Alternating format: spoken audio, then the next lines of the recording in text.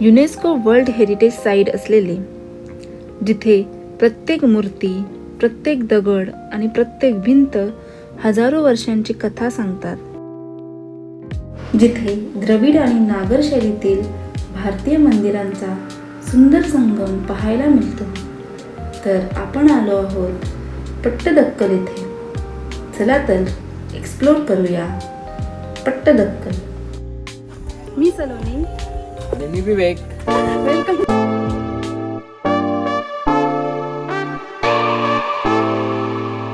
बदामी येथील उत्कृष्ट वास्तुकलेचे नमुने पाहिल्यानंतर आत्ता आम्ही निघालो आहोत पट्टदक्कल येथे, जे की साधारणतः 20 किलोमीटरच्या अंतरावर आहे.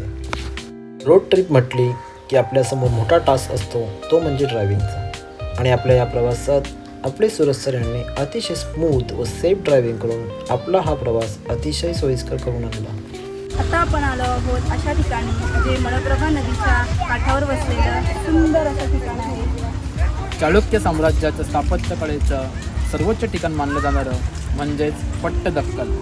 पट्टदक्कल म्हणजेच चालुक्य राजाचं राज्याभिषेकाचं स्थान.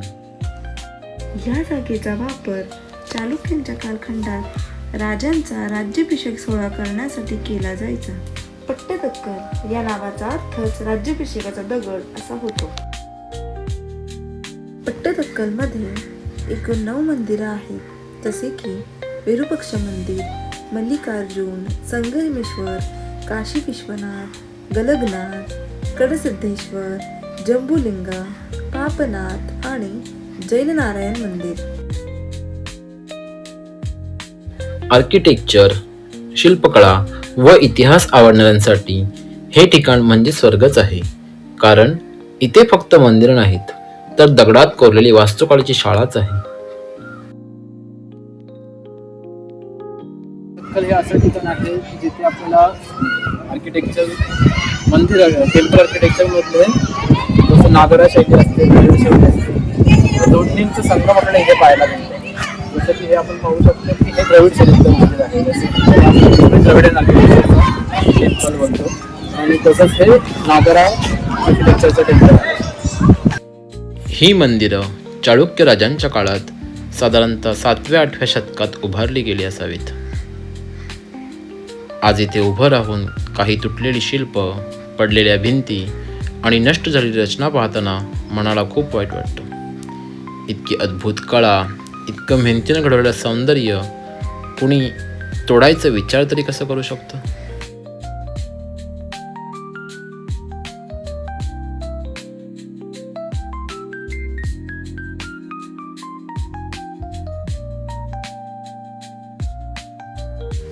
मलप्रभा नदीच्या काठावर वसलेले हे ठिकाण त्या काळात धार्मिक, सांस्कृतिक आणि स्थापत्यदृष्ट्या महत्त्वाचं होतं. म्हणूनच इथे केवळ पूजा नाही, तर कला आणि वास्तुकलेचा प्रयोग आणि विकासही झाला.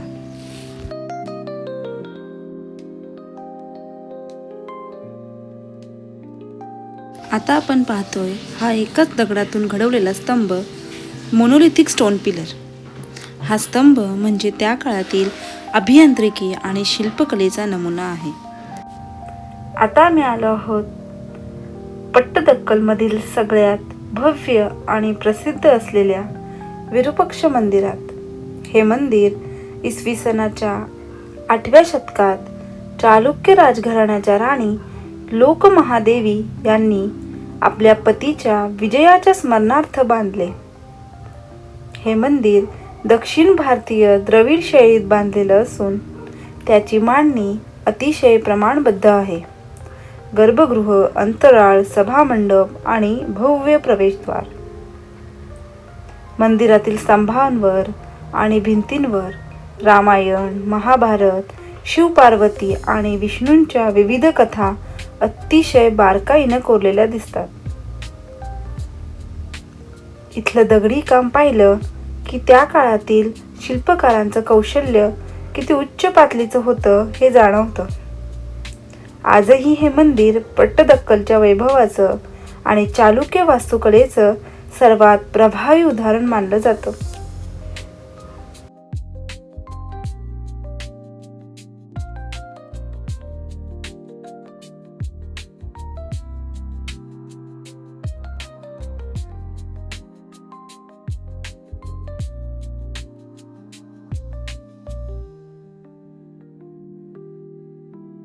विरूपाक्ष मंदिराजवळच वसलेलं दुसरं महत्त्वाचं मंदिर म्हणजेच मल्लिकार्जुन मंदिर.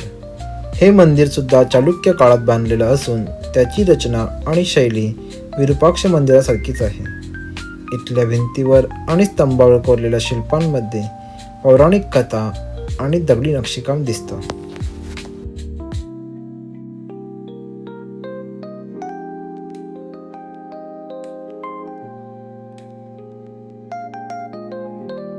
पट्टदक्कल पाहून आता आपण निघालोय ऐहोलेकडे.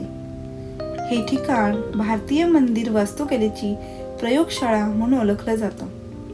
इथे जवळजवळ 120हून अधिक मंदिरं आहेत. तर चला एक्सप्लोर करूया ऐहोले. ऐहोले हे ठिकाण त्या काळात एक महत्त्वाचं शैक्षणिक आणि सांस्कृतिक केंद्र होतं, जिथे शिल्पकार आणि वास्तुविशारद मंदिर बांधण्याचे नवनवे प्रयोग करत होते.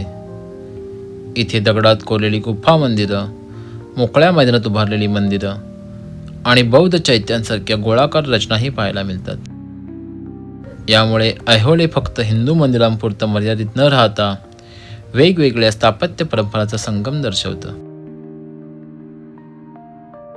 इथल्या प्रयोगांमधून पुढे बदामी आणि पट्टडक्कलसारखी भव्य आणि परिपक्व मंदिरं साकार झाली. म्हणूनच ऐहोले म्हणजे संपूर्ण चालुक्य स्थापत्य प्रवासाची सुरुवात मानली जाते. ऐहोले म्हणजे फक्त मंदिरांचा समूह नाही, तर प्राचीन भारताच्या विचारांची आणि प्रयोगशीलतेची साक्ष आहे. इथे मंदिरांबरोबर शिलालेख, जुन्या वस्तीचे अवशेष, दगडी पायऱ्या आणि विविध स्थापत्य रचना पाहायला मिळतात, ज्या त्या काळातील दैनंदिन जीवनाची झलक देतात. पट्टदक्कल आणि ऐहोले या दोन्ही ठिकाणी फिरताना एक वेगळाच अनुभव मिळतो. इतक्या शांत वातावरणात हजारो वर्ष जुन्या रचनांच्या मध्ये उभं राहिल्यावर वेळ थांबल्यासारखं वाटतं. इतकी अद्भुत कला, इतकं विचारपूर्वक केलेलं काम, हे सगळं प्रत्यक्ष पाहणं खरंच अविश्वसनीय आहे.